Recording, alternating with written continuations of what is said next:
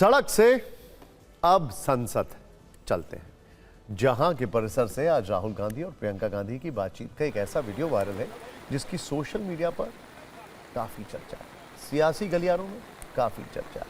संसद के ठीक बाहर तेज बारिश में भीगते और शायद कुछ गंभीर चर्चा करते दोनों भाई बहन इस वीडियो में दिखाई दे रहे हैं। इस वीडियो को कांग्रेस के तमाम नेता एक्स पर शेयर कर रहे हैं। कांग्रेस के ऑफिशियल भारत जोड़ो एक्स हैंडल पर यह वीडियो पोस्ट करके लिखा गया है, संसद में बारिश हो रही थी लेकिन सवालों की आग बुझी नहीं।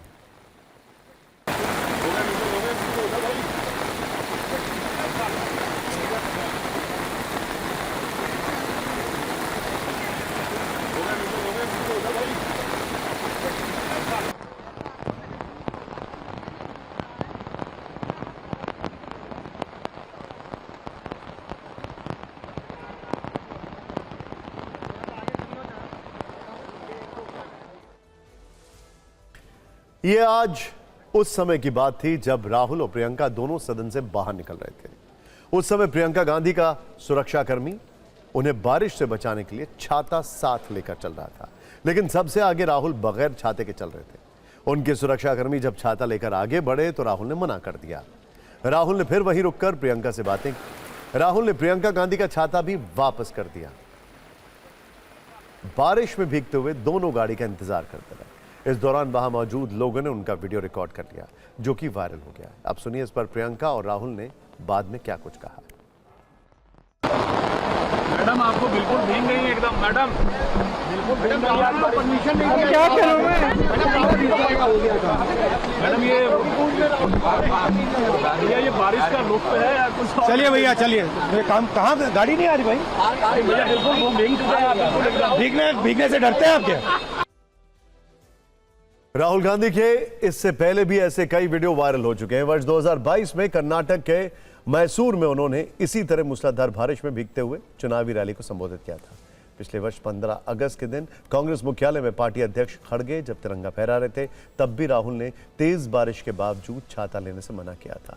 खैर, आज इसी मूसलाधार वर्षा के बीच विपक्ष का संसद परिसर में सरकार विरोधी प्रदर्शन भी हुआ। समाजवादी पार्टी ने आज भी सांकेतिक चंदा इकट्ठा किया। पप्पू यादव ने चंदा दान पेटी में डाला। समाजवादी पार्टी के सांसदों ने कहा चंदा वसूली में पूरी पारदर्शिता है, और यही गतिरोध संसद के अंदर भी नजर आया।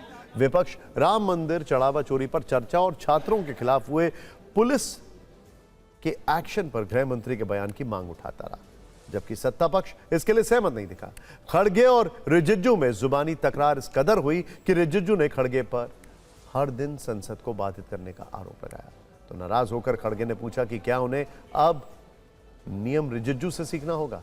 सभापति ने बीच बचाव किया और रिजिजू से कहा कि वो गृह मंत्री तक विपक्ष की बात पहुंचा दें। रिजिजू ने इस पर हाँ में जवाब दिया।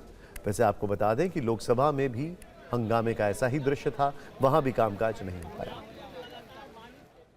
दिन खड़गे जी खड़े होते हैं, जो लिख के लाते हैं सेम चीज पढ़ने लग जाता है।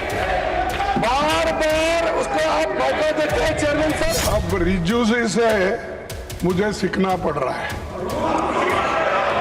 अरे रूल मैं भी ले रहा ना, और आपके चेंबर में आके बोलते हैं रोज वही लिख के आकर पढ़ते हैं। ये अगर रूल्स नहीं पढ़ूंगा, अगर मेरा मैटर अगर नहीं पढ़ूंगा, क्या तुम दिए तो मैं पढ़ूं? Now I request you to consider this request that he requested the Home Minister to come to the House. You represented to it. It is his will. But you, as a parliamentary affairs minister, you can echo the sentiments of the opposition to the action. ये सदन चर्चा संवाद के लिए ये अच्छी परंपरा नहीं है और आपका अच्छा आचरण भी नहीं है। The Honorable Home Minister of India is missing since the 20th of July. Either the Home Minister ordered the violence on the protesters or he is unaware of the violence. In both cases he is responsible. जनता से जुड़े गंभीर मुद्दे आज भी चर्चा का हिस्सा लोकसभा और राज्यसभा में नहीं बन पा रहे। इसका मूल कारण केवल एक है, कांग्रेस, समाजवादी पार्टी और कुछ अन्य विपक्षी दल जो सदन को नहीं चलने दे रहे। आप इन बयानों से और तस्वीरों से इतना तो समझ ही गए होंगे कि संसद में डेडलॉक की स्थिति बनी हुई है। सरकार और विपक्ष में बीच का रास्ता नहीं निकल पा रहा है, जिस कारण से कार्यवाही लगातार बाधित हो रही है। यह डेडलॉक खत्म कराने के लिए संसदीय कार्य मंत्री किरण रिजिजू लगातार प्रयास कर रहे हैं। कल उन्होंने राहुल गांधी और प्रियंका गांधी के साथ लगभग 50 मिनट तक अलग से बैठक की। आज उन्होंने राहुल गांधी को फोन किया। सूत्रों से जानकारी है कि फोन पर हुई दोनों की बातचीत का मुख्य मुद्दा परिसीमन और महिला आरक्षण विधेयक था। रिजिजू ने राहुल गांधी से कहा कि परिसीमन का समर्थन मिलने से महिला आरक्षण विधेयक लागू करने का रास्ता आसान होगा। उन्होंने यह भी कहा कि अगर महिला आरक्षण लागू नहीं हुआ तो महिलाओं के बीच नाराजगी बढ़ सकती है। इसके बाद राहुल गांधी ने कहा कि वो पहले कांग्रेस और इंडिया गठबंधन के सहयोगी दलों से इस मुद्दे पर चर्चा करेंगे। सहयोगी दलों से बातचीत के बाद कांग्रेस पार्टी सरकार को अपना रुख बताएगी। राहुल ने इस विषय पर ऑल पार्टी मीटिंग बुलाने पर भी जोर दिया और कहा कि उसमें भी इस मुद्दे पर विस्तार से चर्चा हो। वैसे आपको बता दें कि रिजिजू ने राहुल को 3 दिन में दूसरी बार फोन करके परिसीमन विधेयक पर सहयोग मांगा। यह भी कहा कि वो राजनीतिक प्रतिद्वंदी हो सकते हैं, लेकिन दुश्मन नहीं। रिजिजू ने विशेष सत्र बुलाए जाने की संभावना को भी आज खारिज कर दिया।